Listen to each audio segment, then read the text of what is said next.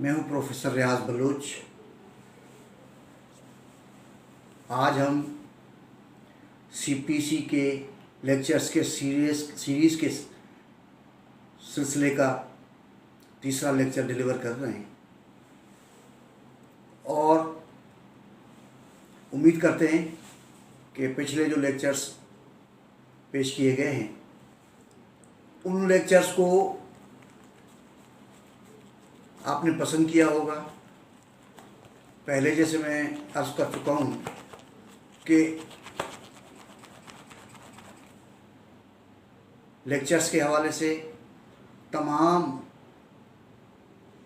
आरा को, तनकीद को, तबसरों को, कमेंट्स को खुशामदीद कहा जाएगा और उसका मकसद ये है कि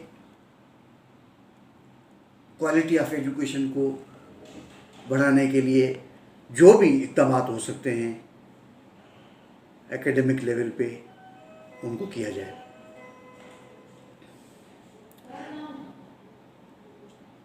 आज इस लेक्चर के शुरुआत से पहले मैं लेक्चर नंबर 2 के हवाले से कुछ ब्रीफ करना चाहता हूँ ताकि कंटिन्यूटी को पेश नज़र रखा जाए।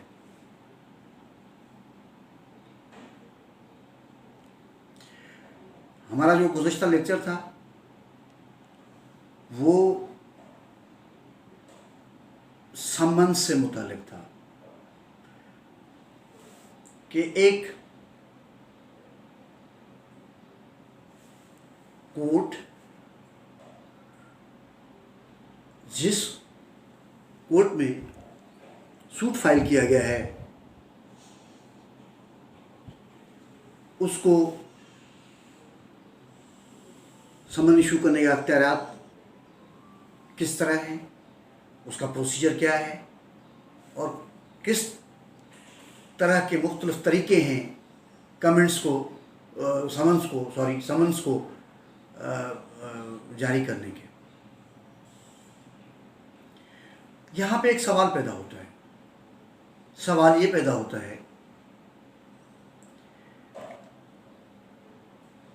कि समन किस चीज़ का, क्यों, वजह जाहिर है समन इशू होने के लिए मटीरियल लीगल ग्राउंड्स होना ज़रूरी है। और वो मटीरियल और लीगल ग्राउंड्स क्या हैं? मटीरियल और लीगल ग्राउंड्स ये हैं कि कोई दावेदार किसी फरीक के मुखालिफ जिससे उसका किसी तरह की सिविल नोयत का तनाज़ा चल रहा है या तनाज़ा है, उस तनाज़े को अदालत के ज़रिए से सेटल करवाना चाहता है। अब जब वो सेटल करना चाहता है तो उसके लिए उसको सूट फाइल करना पड़ेगा, कोर्ट में जाना पड़ेगा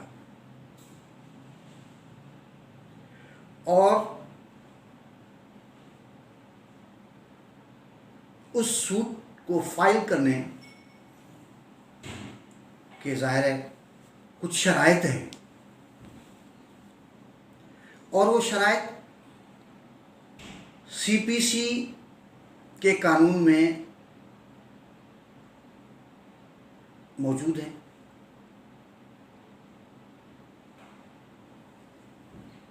मसलन सूट कौन फाइल कर सकते हैं? आर्डर 1 सीपीसी में मुतय्यन है ये बात कि सूट वो फाइल कर सकता है जिस शख्स को किसी एक्ट, किसी अमल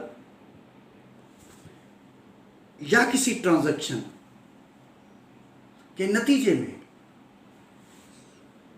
कोई ऐसा राइट हो जिस राइट को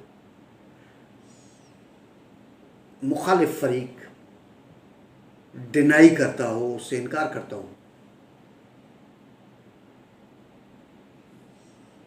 पूरा शहर तो इनकार नहीं कर सकता, पूरा मुल्क भी इनकार नहीं कर सकता, ना वो मुत्तलिका लोग हैं। जाहिर है एक या कुछ एक से ज़्यादा लोग जिसका खुद उनके नज़र में, जिसको दूसरे अल्फाज में डिफेंडेंट कहते हैं, अपना उसको उनमें अपना हक समझता होगा। मसलन for the sake of argument हम ये बात करते हैं कि 5 भाई हैं, 4 बहनें, उनका कोई तनाज़ा है किसी प्रॉपर्टी पे। मसलन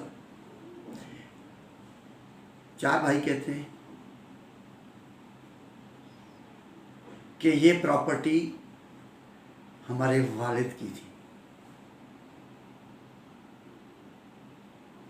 2 भाई कहते हैं कि ये हमारे वालिद की प्रॉपर्टी नहीं थी, इस प्रॉपर्टी को तो हम 3 भाइयों ने वालिद के इंतकाल के बाद परचेज किया था। अब एक का जो पॉइंट ऑफ व्यू है अलग है, दूसरे का अलग है। इसी तरह से 2 कारोबारी अफराद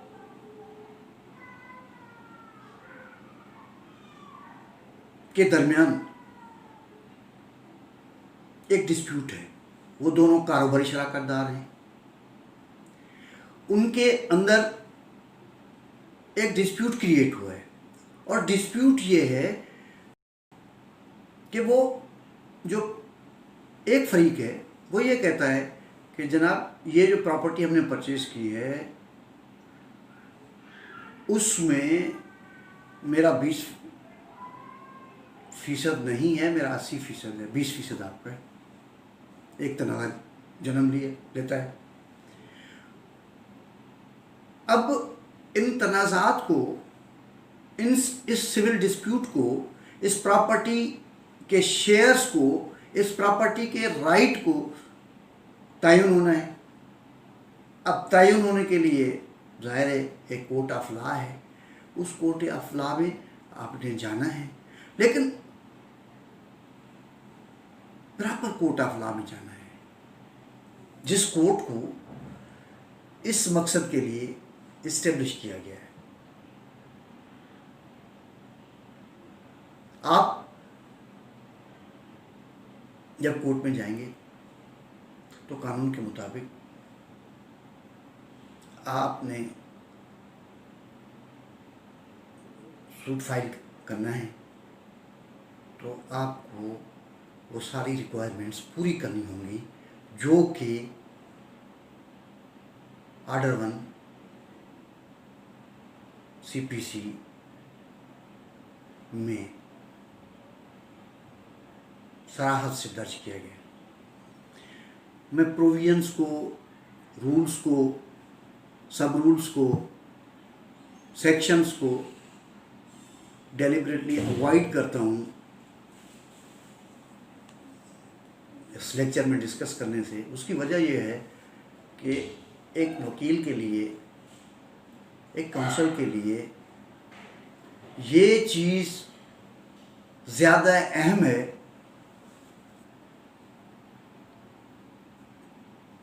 कि वो अपने लीगल नॉलेज की बुनियाद पर, अपने एक्सपीरियंस की बुनियाद पर इस बात का तयन करे कि कौन सा लॉ कैसे और किस जगह पे अप्लाई हो सकता है।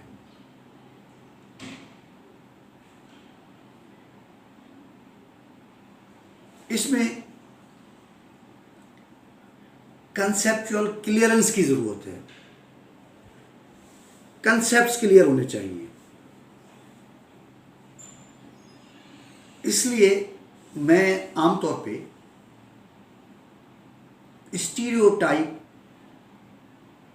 तरीके से सेक्शंस को डिस्कस करने के बजाय कंसेप्ट्स पे बहुत ज़्यादा फोकस करता हूँ, ताकि जो इस वीडियो को देख रहे हैं या जो इससे इस्तेफादा करना चाहते हैं उनको कंसेप्चुअल क्लियरेंस होना चाहिए। तो इस पॉइंट ऑफ व्यू से मैं आपसे ये बात करना चाहता हूँ कि जैसे मैंने पहले जिक्र किया कि भाई या कारोबारी शराकतदार एक भी हो सकता है, एक से ज्यादा भी हो सकते हैं। अगर एक से ज्यादा लोगों का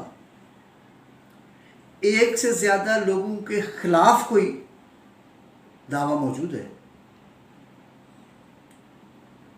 तो उन तमाम लोगों को जिनको उसी तरह का दावा है, जैसे कि किसी उनके और भाई को या उसके कारोबार की सूरत में किसी और कारोबारी पार्टनर को, तो वो एक ही पेलेंट में पेलेंटिफ बन सकते हैं, एक ही सूट फाइल कर सकते हैं। Same goes for the defendants कि अगर उनके खिलाफ बहुत सारे लोगों का या किसी एक का बहुत सारे लोगों के खिलाफ या किसी एक के खिलाफ कोई दावा मौजूद है, उसी तरह के की चीज़ें मौजूद हैं, शिकायत मौजूद है या क्लेम मौजूद है, तो वो सारे के सारे एक ही सूट में डिफेंडेंट बनाए जा सकते हैं, फरीक मुखालिफ वो बन सकते हैं। अब इस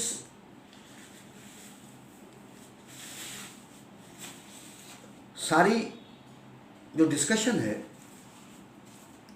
उसका बुनियादी मकसद उस कन्फ्यूजन को दूर करना है कि जो आमतौर पे बिगनर्स को होता है कि ये प्लेंटिफ कैसे बन सकते हैं, उसका तरीक़ेकार क्या है, या डिफेंडेंट्स जो है वो कन्फ्यूजन का शिकार होते हैं कि हमारे खिलाफ क्या दावा है, क्या क्लेम है। अब उस क्लेम को हम मिलकर सारे डिफेंड कर सकते हैं या नहीं कर सकते हैं, या उनमें से कुछ लोग डिफेंड कर सकते हैं, सारे नहीं कर सकते। ये इस पे क्लैरिटी होना दोनों फरीकैन को ज़रूरी है। अब इसकी डिटेल्स और मज़ीद हैं जो अगले लेक्चर्स के हम आपको हम डिस्कस करेंगे। वो ये है कि अगर आपने डिफेंडेंट है वो प्रॉपर बनाया ही नहीं है, किसी भी लीगल वजह से, किसी लैक ऑफ नॉलेज की वजह से, किसी और रॉन्ग इन्फॉर्मेशन की वजह से, किसी गलत असेसमेंट की वजह से अगर आपने नहीं बनाए तो आप अगर आपकी डिक्री भी हो जाए तो वैलिड डिक्री नहीं होगी, क्योंकि वो एग्जीक्यूट ही नहीं हो सकती। तो इस चीज़ों को फाइल करने से पहले एक मुकम्मल अंडरस्टैंडिंग की ज़रूरत है, थारोली उसको देखने की ज़रूरत है, डीपली उसको समझने की ज़रूरत है, ताकि अगले मराहल में किसी लीगल डिफ़िकल्टी से अवॉइड किया जा सके।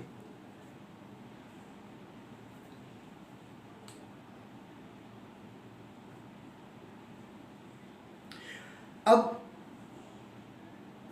जब आपने ये सूट फाइल किया,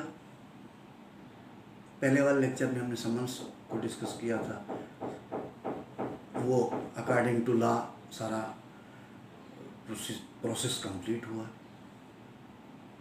कोर्ट के सामने